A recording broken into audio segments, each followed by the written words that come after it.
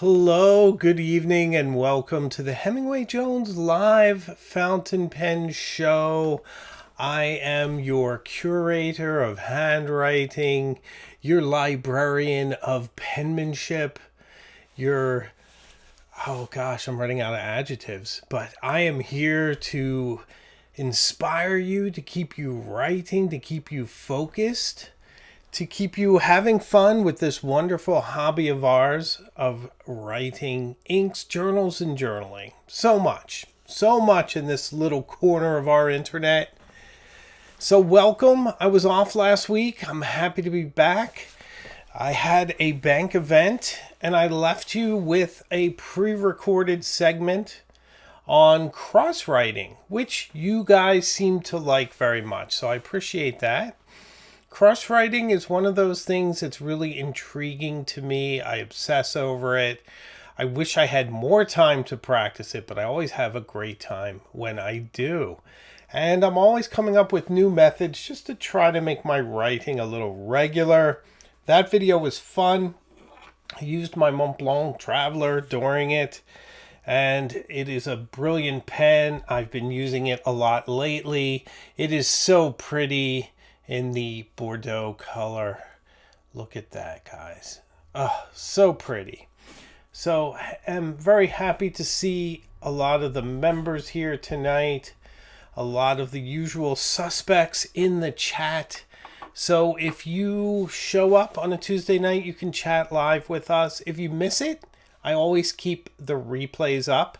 And it's also on here as a podcast on YouTube. So lots of different ways to enjoy the show. So welcome to all. And if you watch each Tuesday night, please consider subscribing. I would appreciate it. I would love to have you on this journey with us. And we go to some pretty remarkable places. I feel like I can say that confidently. This channel has done some fun things. I think we broke a lot of new ground. We dispel a lot of myths. We look at things in a very different way. I think you'll get a very original and creative take on journaling, handwriting, fountain pens here at the Hemingway Jones channel. And I'm digging deep constantly to bring new and exciting things your way. And there are a whole host of upcoming videos that will astound you. I promise you. I've really knocked myself out to come up with some original and interesting ideas. So I'm really excited for the summer, and I think you guys will enjoy it as well. So what do we have tonight? We have so much. So I'm going to speak a little bit about kind of my new priorities now that I've taken materialism out of it. Yeah, right. Now that I've reduced materialism, would you believe that? Do you remember Don Adams in Get Smart? Would you believe? And he keeps sort of in a vocal attrition till he just admits what the truth is. But I would say that I, like many people, was on a acquisition tear, where I was hungry to just purchase and buy the next thing, try it out, and I quickly move on to something else without really digesting it. So we're going to speak a little bit about that.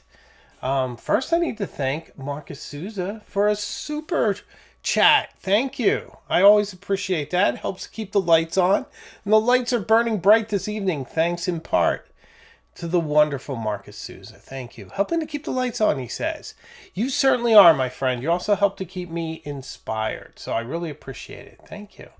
Thank you all. I see John Manuel's here. He does a lot of things for me behind the scenes. Lovely fellow. Got to meet him in Washington. Hope to see him again in person soon. So I have a lot of stories for you. I have a lot of things to catch you up on because it's been 2 weeks since we've chatted, you and me. Alone, no one else, just me and you and me.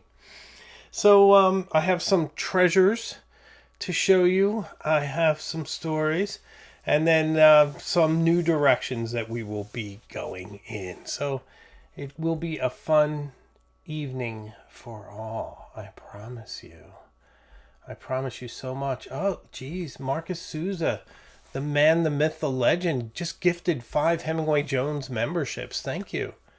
Thank you so much, and welcome to the new members. And we do have membership here at the channel. It's one of the ways it helps to keep the lights on, so thank you for that. And if you become Cognoscenti or Illuminati, you can join the Pen Pal group, which is a lot of fun.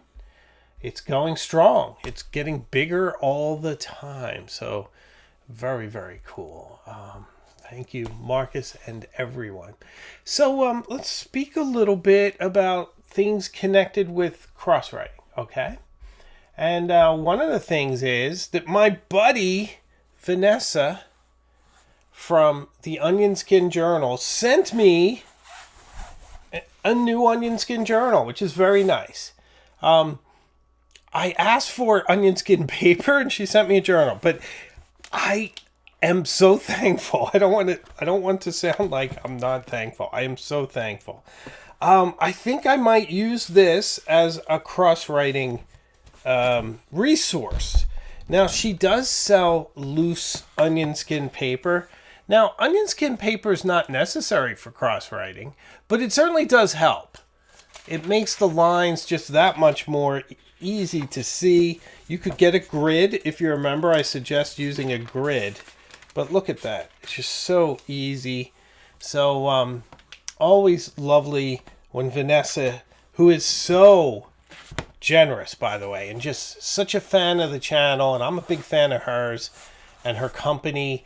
I did put a link in the video description to her channel and I believe I have a discount code for them. Just so you know, I'm jumping on the discount code bandwagon.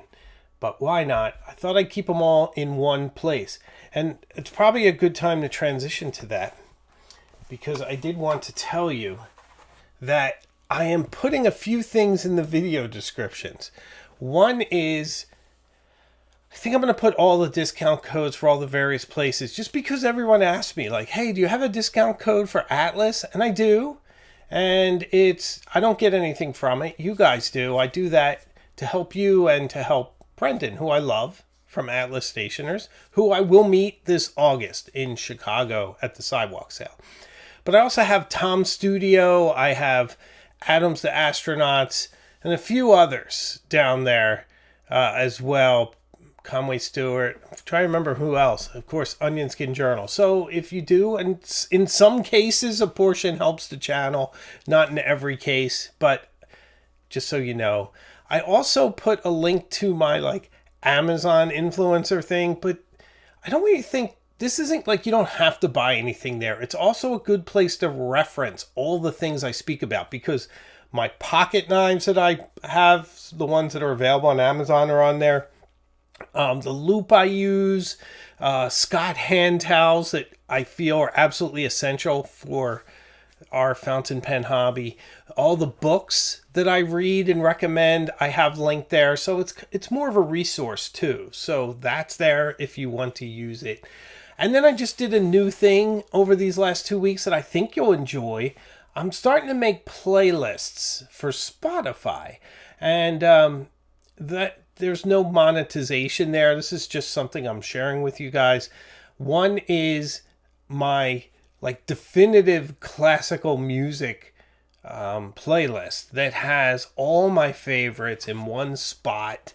And I'm pretty proud of it. I'm always curating it because this is the one I listen to at work. And it usually starts me off, and then Spotify just goes in different directions once you finish the playlist. So that's on there, and it's called The Stones of Old England. And that's my classical list. It was originally written for a trip I took to England with the family when Imogen was very small. It's a lovely trip. So that's on there. And then I just made a dark academic journaling mix that I think you'll enjoy too, with a lot of the music that you'll hear on Instagram from me. I often have music associated with the things I post on Instagram. So if that's something that interests you, then please go to the description of this video, and I'll do my best to include it in all my videos going forward. and you guys can enjoy those if you would like. So it's a lot of fun. All right. I was also speaking about this pen and the pens I am using these days. So this, of course, is the Montblanc 147 Traveler, and the color, I have a hard time sometimes getting the true colors of these things. The color right now, how I have lighting set up at the moment, is pretty perfect. And of course I have my pupitre, not poopy tray. It's not poopy tray, okay? It's pupitre. And it's probably not that because I'm not French. And you guys know my pronunciation is not great. So, but this pen is great.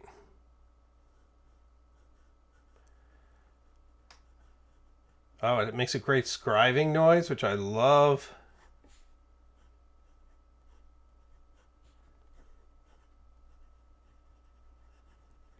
I'm not sure if there's 1 or 2 L's in Traveler, so my spelling might not be great either. But pretty great Montblanc ink. I'm trying to remember the name of this ink. It's burgundy, right? It's not Bordeaux, it's burgundy. Burgundy ink. If I'm wrong about that, somebody please correct me in the chat, but I'm pretty sure that's it. It came out fairly recently, and I really like it. So this takes cartridges, and I have been just refilling it from a bottle that I bought. So, but look at this color. You see the appeal, right? This one's from the 90s, by the way. Isn't it beautiful? So, Lycoman says, it sounds like paper for dogs. That's poopy tray. Yes. Yes. Oh, wow. Wow. Now I need to go full. I have to thank someone. Another huge supporter of the channel. Nathan King, my friend. $50 super chat. Thank you so much. He says, thanks to you, I just picked up a Waterman Crean. It's such an elegant pen, and I love that the nib is simultaneously both firm and smooth. I've taken it to the office all week. Nathan, my friend, I'm so glad you enjoy the Kuran. And I will share with you that it's also one of the pens I'm carrying around. By the way, got some ink somehow on my Lockbee pen case. I don't know how it happened, but I did. So these are my daily pens. I've been leaving this at home, even though I love it. Maybe I'm going to take it. I'm going to take it to work tomorrow. I'll put it right there. But Nathan, my friend, look at this. Oh, yes. Amber. Which one did you get, Nathan? Let me know in the chat, and I'll tell everyone. So this is my Amber Kuran. It's rather old. It's like 20 years old. But it still writes like a dream. I have Anderillium's Cuttlefish Brown in here. And I love it. I love this Cuttlefish Brown.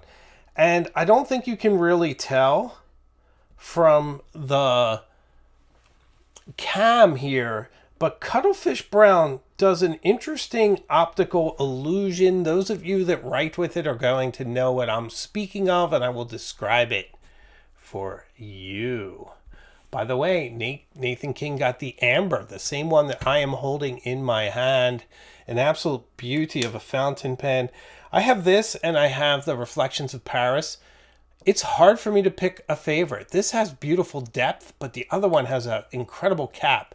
That's very hard to photograph, by the way. I recently filmed with it for a video, and it reflects so much light that it's hard to get details on it. It's just so amazing. But I was speaking of Cuttlefish Brown ink, and what is it? It starts brown as you write. So as it comes out of the pen and hits the page, it's very brown, but then it slowly transitions to black. So it's really interesting, and it dries more black than brown, but certainly brownish. So very interesting color change and choice there. So this is just a brilliant pen. I love the inlaid nib. I love that I have a history with it. It's been with me for a very long time. It lay dormant for a while as I was focused on other pens, but it's still just one of my favorites and an absolutely brilliant choice, and I keep going back to it. It's so elegant, so perfect for the office. So let's hear it for the Kuran. Now, we need to speak about this. This is the Pilot Custom 823. One of my favorite fountain pens.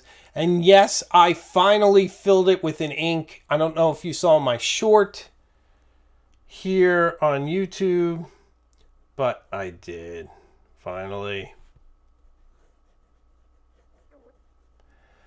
And which ink did I go with? Guesses anyone that doesn't know and doesn't know me well? The mighty Oxblood. Now, why did I do that? Well, a couple reasons. One is, I put the Andoryllium Cuttlefish Brown in my Kuran. So then I didn't think I would also put it in my 823. So my 823, I never have put Oxblood in here. So I was wondering what it would be like. And it's amazing. It brings out all the best qualities of it. And I think because you have such an ample supply of ink and the nib is just brilliant. So it does that darker shade really well. It coagulates on your downstrokes. And that's pretty great. And it's also rather visceral in the pen. It's sort of the lifeblood of the pen in there, like the viscerals. Almost gives it a heartbeat. It gives it this I guess, is it missing? I don't know, like a missing warmth. Once you put red in, it makes the amber a bit more fiery. It makes it a little more interesting. It certainly makes it even more beautiful. You know, I put up a video recently celebrating 25 years of this absolutely brilliant pen. 25 years of the 823. So, I do have a question for you out there, everyone. And this is something I have not researched and I do not know. So I do need help with this. And I really want your opinions. If you could put it in a chat or put it in the comment section if you're watching the replay. So I am looking at some Pilot pens right now. I have a lot of experience with like, oh, hold on a second. Sorry about that. I have a lot of experience. Work is calling even now. I have a lot of experience with the Pilot Custom 823. I have a lot of experience with the E95S, with the Metropolitan, and some of the other ones which I mentioned. But I haven't, Vanishing Point, of course, I haven't seen a 743. Well, I've seen one, but I've never tried one. I've never owned one. And a lot of people ask me which one I'd choose between. I was kind of thinking of buying one, but also thinking buying one of those like Namiki Nippon Art Series with the Great Wave, something like that. And I'm getting to my question, and this is my question. The only converters I've ever seen from Pilot are either those squeeze converters or the Con 40. Is there a better Pilot converter? Like, for instance, if you have a 743, do you get a full size Schmidt style converter? Do you get that, or is it something closer to the Con 40? If I bought a Namiki beautiful Maki E, what kind of converter would it have in it? Would I have a 2-day ink supply like a Con 40? So let me know. I'd be very, very, very curious to know. And you know, Con 70, is that an upgrade? It's kind of an upgrade, but I don't know. Is it voluminous? Can I write for a while? That's one of the things that makes this pen fantastic, because it does hold a lot of ink. But then for those of us with a short ink attention span, it can be a little tough. It's a bit like you have to wait a very, very long time to use up all this ink. Very long time indeed. So, I don't know. Help me, because I'm starting to get curious about some new pens. And should I go with the Namiki Nippon Art Series? Should I go with something like a 743?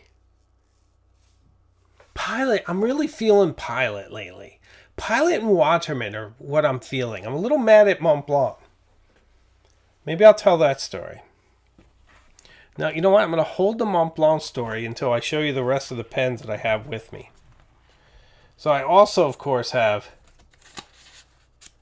Well, you can't see it because I didn't put it up here. Here we go. Yes, look at that. Look at this lighting setup. I need to take notes on this. This is the finest lighting setup. This lighting setup I have right now is better than the one that I record with sometimes, because it's really bringing out the proper color in these pens. This brush cap and this beautiful sapphire body. Ali J, I bought a Pilot Urushi pen with Mount Fuji on it in Japan, and the converter is built in. Oh, that sounds interesting. That sounds very interesting. Look at this. Such a great pen. Just such even flow. Wasn't that a Pearl Jam song? Is that what he was writing about? Pearl Jam's from the 90s. Did he have a Watchman Edson? Even. Smooth. Such a great pen.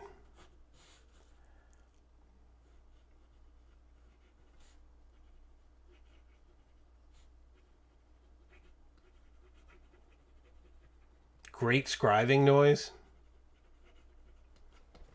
My handwriting is fading, guys. This is a legend. Such a legend pen. This beautiful brush cap. I can't get enough. I can't get enough of the Watchman Edson. Almost the pen I could forsake all other pens for. It's just that good, guys. Oh, thanks for the likes. I see a lot of likes. Is that for the Watchman Edson? If so, it's very deserved. So I am there with you. All right, I have to show you something else. And I was going to keep this secret, but I decided I'll show you. So this weekend was Mother's Day. And so we went antiquing, as we are wont to do. And I found a nice piece of Wedgewood, which I listened to my favorite podcast, In Our Time, and they did a segment on Vase Mania, and it was on Wedgewood. And I like the idea of Wedgewood. I feel like Wedgewood's a little staid because it's Greek, but it's very restrained, right? We all know what Greek vases look like, don't we? Have you seen Greek vases? There's a lot going on in Greek vases. But Wedgewood is like goddess figures, and they keep their knickers on. So I found a really pretty one. It's vase shaped, very small, because I painted the dining room a similar shade of blue, and I just thought it'd be nice to have a piece of Wedgewood and then do something different with it. Just give it a little twist. So my wife put a really big air plant in it, and it looks really great. I'm really happy. But yeah, Robin says Wedgewood is granny-ish. It is. And that's there's part of me that likes that. I think you know that I like to take things that are in one context and put them in another and put my own spin on them. And I contextualize things. I don't let things contextualize me. So I don't care so much about what association something has. I feel like I can make it cool in my life by owning it. So in that case, but you're definitely right. And it was funny because the ladies at the antiques place were poking a little fun at me about how granny-ish my Wedgewood tastes were, and they were saying to me like, don't buy any more because some people go nuts with the Wedgewood. And I was like, well, no, don't worry, I just wanted the one piece, and it looks really good with the air plant in there. I was going to say an eggplant in there. That might look good too. But anyway, while I was shopping for said Wedgewood, I found this,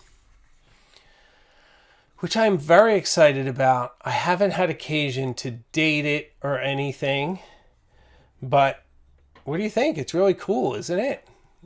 You're like, yeah, what is it? Okay, I'm going to show you. Take it easy.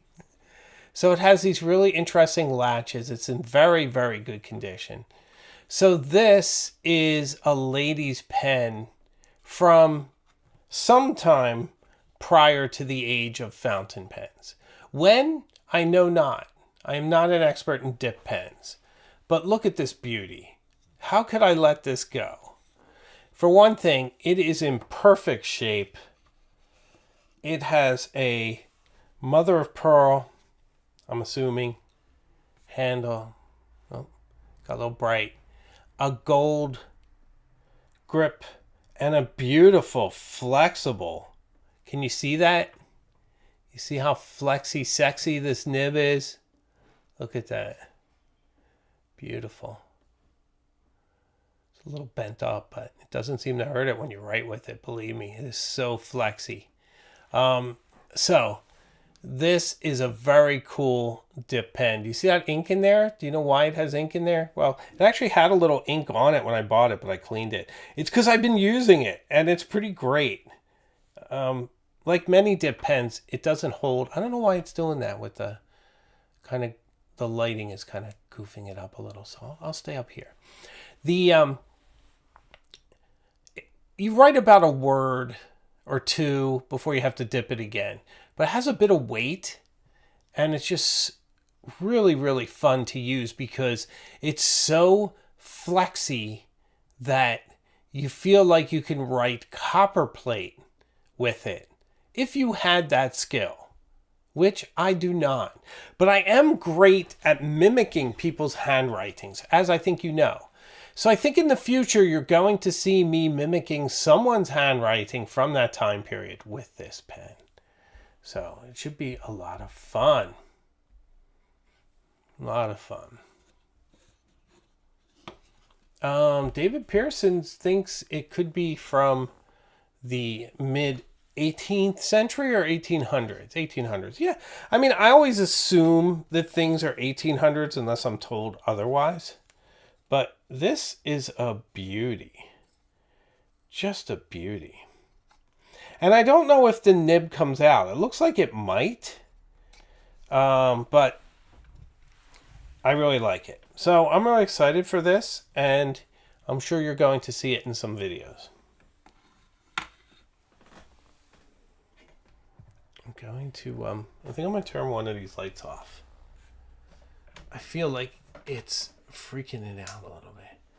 There we go. A little darker. Is it better? Yeah, a little better. Okay. So that's really exciting. I am really excited to use that. Now, where are we? Okay. So the Pilot Custom 823 was a lot of fun. I was able to get some YouTuber friends to show up in the video. And I did ask a few more people, but not everyone was able to do something for me. But those that did produced fantastic segments, and it was so much fun. I won't give it away. If you haven't seen it, go check out my recent video on the Pilot Custom 823. The other thing is, So much. Did you see Freddy, the new addition to the house? So Freddy is a bust of a Greek statue that I bought, and you can see it in my shorts or Instagram or TikTok. I've posted it everywhere. I bought it at a different antiques place last week. It's very heavy. I'd show you now, but it's so heavy I'd be afraid to have it above my desk here. If I dropped it, it would probably break my desk in half. But I named it Freddy after Freddie Miles from Talented Mr. Ripley. It's a little bit of dark humor there. So I see some love for my Pilot Custom 823 video. Thank you. I really appreciate it. Well, Teresa Harris says there's a pen like mine on eBay, priced at $350. Mine was $48, so maybe I got a good bargain. Who knows? But yeah, 1908, 1910. Yeah, who knows? Who knows? Who knows? Thanks for that, Teresa. So the other video I put out was the silent luxury fountain pens, which was a blast and a bit of a challenge for me because it was a different sort of internet aesthetic, which you guys know I'm not afraid to embrace if I find them interesting. And that one I found interesting because I am really into fashion. I just find it really interesting. So the idea is basically you just don't show off your labels. You just keep it under the radar that you dial down the materialism and have a little class, have a little decorum. And I started to think, what are the classiest and more decorous fountain pens? And I thought that I would make up a list. And I did, and I was really proud. It ended up being a pretty fun video, and you guys seem to really enjoy it. It's still doing really well, so I appreciate that. For me, a lot of this is thought exercise. I do like even with something like 5 fountain pens better than the Montblanc 149, I believe every point I made in that video is valid, and you can argue that each of those is better for a certain reason and rationale. Doesn't mean that I don't think the Montblanc 149 is a bad pen. I think it's a fantastic pen and always will. But these thought exercises are good to recontextualize your preconceived notions on these things and look at them in a different way. So I think it was a lot of fun. Oh, Tracy liked it. The 23 video, thank you. I'm really glad. Allie J's onto my Freddy name for my Adonis head, or whoever he is. So that was super fun. So, yeah, silent luxury fountain pens, very proud of that. May do a part 2 at some point. It was just super fun. But there's so much more to get to before we do part 2s. We have a lot to do. Okay. This week's video, by the way, is why you must begin journaling now. Why you must start. And if you're already journaling, it's a nice way to inspire you to journal even more, or maybe see that from a different angle. And if you're not journaling, it gives you something to think about.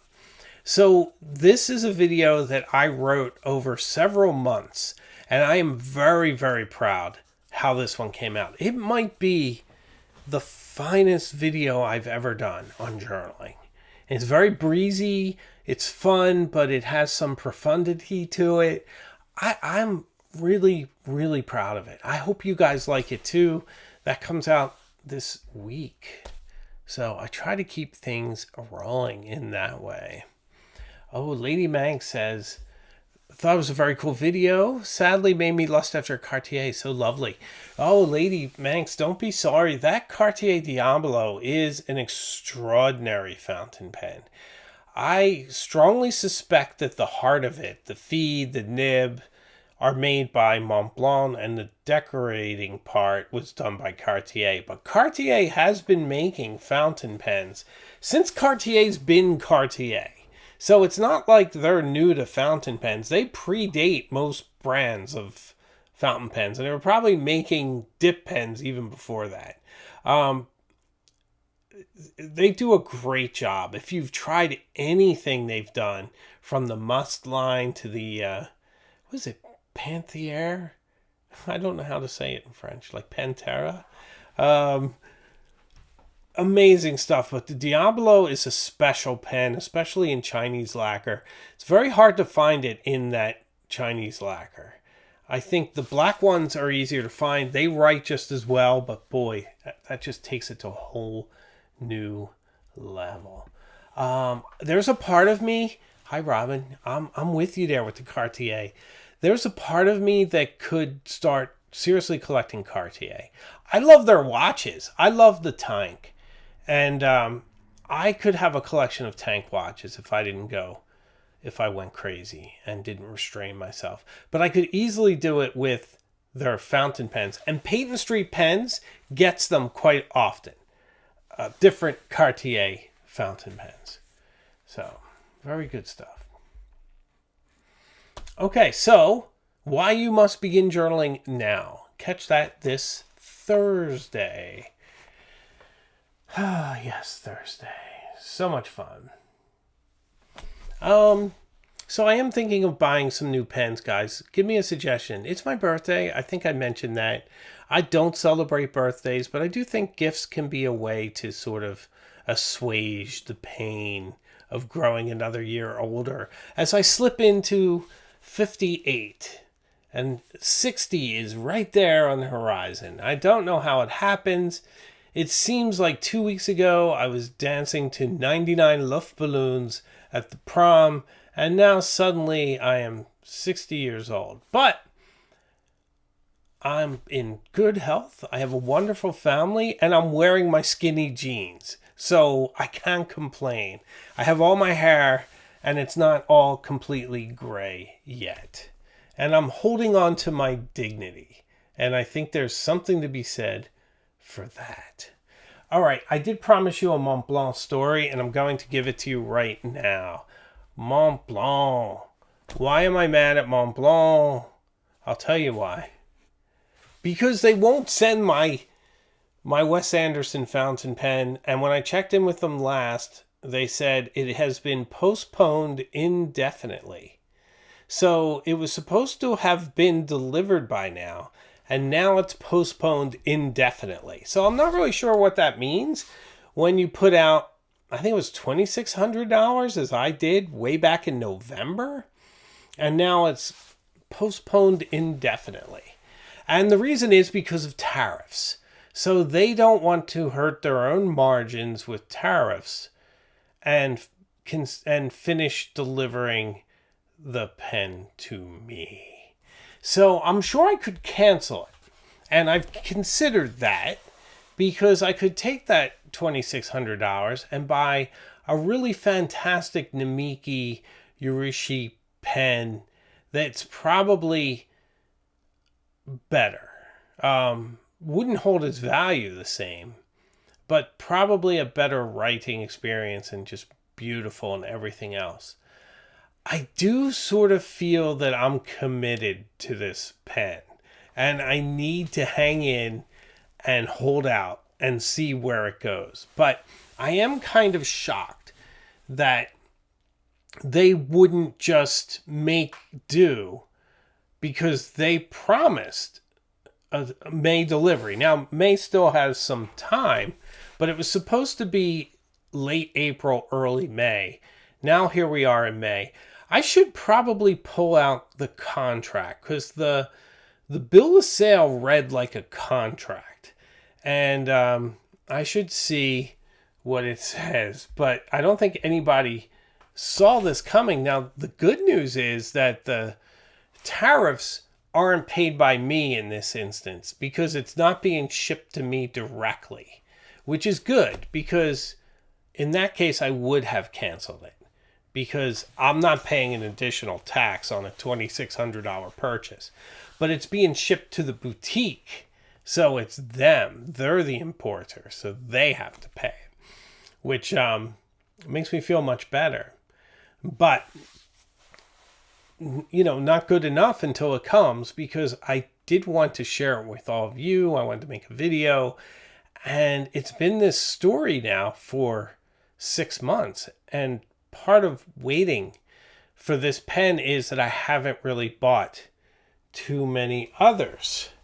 Now, I don't have it handy, but J.R. Diaz sent me a Savannah Green Lamy Safari, which is just brilliant. So that's a new pen I got. Thank you, JR. Lovely of you. And then I have the Terracotta that I bought. No, that was also given to me by J.R. Diaz back earlier in the year. And then I bought the Reflections of Paris Watchman Kuran. David Pearsons. A $2 super chat. Thank you so much. Is it just me, or has Mont Blanc quality and CS declined? I don't think quality, to be honest, David, and thank you so much for the super chat. I really appreciate it. I think their quality's outstanding. I have some recent pens, and I think they're brilliant. I think their customer service is bad, but I don't know when it was ever good. I think everyone's really nice. The people at the boutique are very nice. And the people on the phone when I ordered it were very nice. But when you think about it, when you go out of pocket for $2,600, you just expect it to be a smooth transaction. And I mean, if they said May, they really should have delivered it in April. That's what I try to do if you come to me at my place of work and we have a deal and I say it'll happen in July, that means that I expect it to be done in June. You always over-deliver by kind of making your time frames a little longer. It gives you a little breathing room, and then people are happy that you can give them something better. So instead, they have me, someone who talks about pens all the time, kind of annoyed and talking about how I don't have my pen and how it's a reason that they're not being kind of honorable with their side of the bargain, really. But I want to see how it ends. I really do.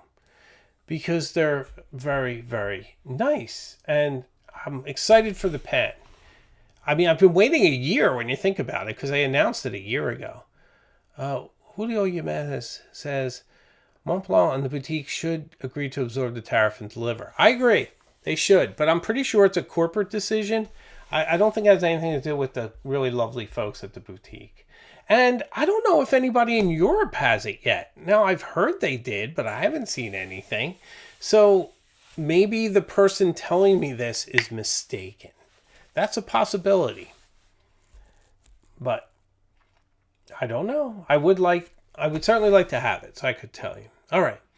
So in this whole process of not buying fountain pens for the past 6 months, there are some interesting changes. And I will say that it's almost like you deprive yourself of sunlight and then you go out in the sun and it feels fresh.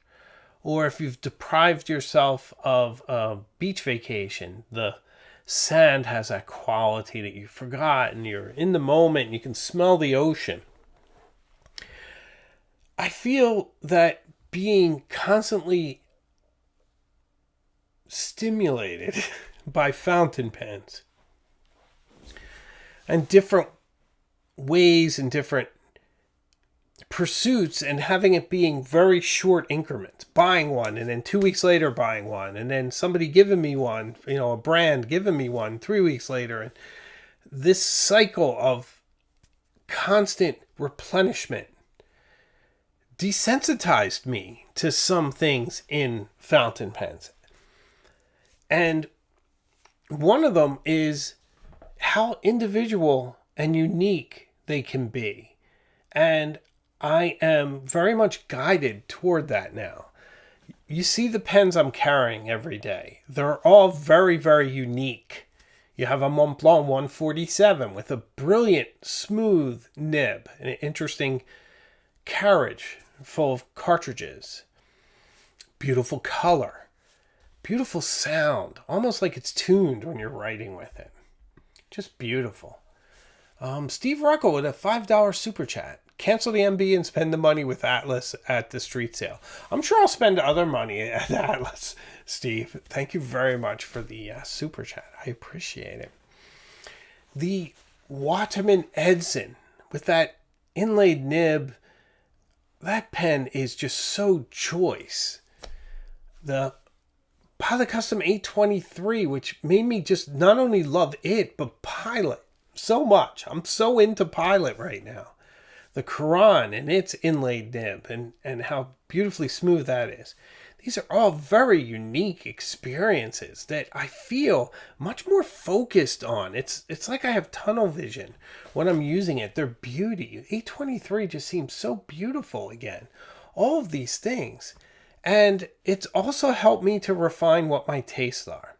And I feel like the big benefactor of this is Yarda Lead. Yarda Lead sent me a pen. And I opened it and looked at it just to make sure that it survived shipping. And it looks fine. And then I put it back in the box because I want to open it on camera. And this is kind of how my process is. I have to set up my lights, or if I'm filming something else, my lights are set up. Maybe I'll do it tonight. And you take the pen out and then you show it and then you fill it. And then I need to use it for a week or so or longer just to kind of get that sense. But I feel like all my refinement, all this hypersensitivity to different aspects of the fountain pen are going to be focused on writing and experiencing this Yarda Lead pen, which I'm very excited about. And talk about nice people. What a nice company. I got to speak to the owner of the company. There's the head of marketing who I've been dealing with. I believe she's the head of marketing. But she's just been absolutely brilliant and so helpful with resources. It just makes it so much fun and so pleasant to work with them. I can't wait to put a video together. I hope the pen's good because I'm going to feel really bad if I have to trash it. But from what I hear, they're really good. So I'm very excited to try and to film that. So I feel like a lot of this discernment that I've refined over these last 6 months are going to make this a very, very good video once I film it and experience all this. One of the other things is when you stop buying fountain pens, you become much less reactive to trends. So many things have happened in these last 6 months, and I was very ambivalent about a lot of it. Some new pens that were released, and I looked at them and was like, well, it's another acrylic pen with a Yovo nib. Don't need it. I can't say anything else about it. It doesn't fulfill a slot in my pen case. It just occupies one. A new pen has to fulfill it. I think part of the reason I'm looking at the Namikis is that their artistry is brilliant. And with them, you get a very holistic pen because Namiki and Pilot have great nibs. So if you get a Yurishi or you get a Maki-E pen from them, it's going to have their nib. It's going to be brilliant because a lot of that artistry you can pick up at a pen show for a lot less. But it'll have a Schmidt nib. It's all about the pen. It'll be a more generic nib. So I think I'm much more refined. And I'm also getting more curious about things I haven't tried. Like ST DuPont, like a Fidelio, or the one that Hannibal Lecter used, whose name escapes me at the moment. But I'd like to get that fountain pen and tie it in with Hannibal Lecter because that would be a fun video and I would enjoy making that. So I think there are new horizons yet for me to explore. And I think this 6 months of very few pens has been very, very good for me and my outlook. And I think it'll be very good for the channel. I really do. And I'm also really curious. I might even buy another Pilot Custom 823 with a fine nib, perhaps. Kevin Fair received my Pilot Custom 823 with a medium nib yesterday. Writes so well. Yeah, they're brilliant. And their QC is so perfect. So perfect. So perfect. You know, I love the heritage of Pilot. And I love, like, Yard of Lead is interesting because they're an English brand. And, you know, my family is English. My daughter's half English. My wife is English. So it's kind of really interesting to be exploring that heritage too for us. And I'm sure I'll find a creative and interesting angle to tell that story. So I'm really excited about that too. But I think perhaps exploring another French brand might be fun too. So you might see some of that, especially since I'm going to Paris soon. Like a man says, Hannibal Electric used an ST DuPont. Yes, I know. I just don't know which. But I have it written down somewhere, and I can tell you. But I need to look it up. It's in my notes, and I don't have it at my fingertips. But I can get it and maybe post it. I can post it for you. I know even what episode, but I forget which pen. Oh, well. We will. So this is a good week for the show. Lots of fun stuff going on. I'm super excited for why you need to begin journaling now. It's a really interesting video. I've just watched it myself. I don't often watch my own videos right before they're out. Usually people ask me questions about it and I forget because I filmed it 2 months ago, which is how my channel works. So it's rare when I move one up. The Pilot Custom 823 was filmed 2 weeks ago and I put it up.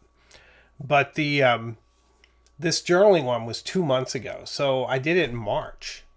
And that's how it usually is. The stuff I'm posting now is for the end of July. That's where I am in this process. So, it's a lot of fun. Well, ladies and gentlemen, I think we covered it all. It was a blast. I hope you enjoyed it. And I hope that if you got to this point and you're not subscribed, that you will subscribe. That's really the only thing I ask. I try not to ask too much, but I don't think that's asking a lot. I'd just love to have you with me. So please consider it. And thanks so much for watching. Thanks to all the members for being here and all the regular viewers and listeners. I really appreciate all you guys. It's a lot of fun for me to share my thoughts on these things. And I'm just glad you guys enjoy it because it's a blast for me to make it and it's fun to share. And you guys are very supportive, very kind, very generous. And I appreciate it, all of you. So thank you all for watching. And I can promise you one thing for certain, one thing always for certain. We will see each other again very, very soon. And when? Further up the road. So much love to you all. Thanks for watching and take care.